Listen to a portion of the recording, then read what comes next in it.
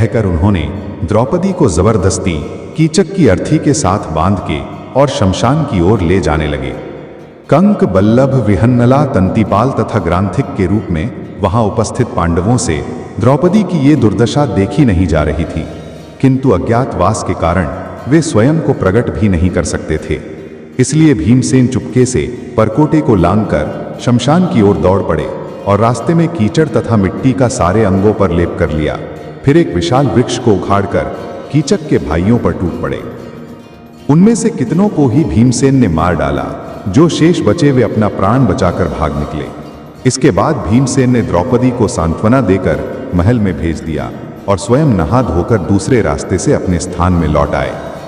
कीचक तथा उसके भाइयों का वध होते देखकर महाराज विराट सहित सभी लोग द्रौपदी से भयभीत रहने लगे। कीचक के वध की सूचना आंधी की तरह फैल गई। वास्तव में कीचक बड़ा पराक्रमी था और उससे त्रिगर्त के राजा सुशर्मा तथा हस्तिनापुर के कौरव आदि डरते थे। महल में केवल राजकुमार उत्तर ही थे। प्रजा को रक्षा के लिए गुहार लगाते देखकर सैरंध्री यानी द्रौपदी से रहा न गया और उन्होंने राजकुमार उत्तर को कौरवों से युद्ध करने के लिए न जाते हुए देखकर खूब फटकारा।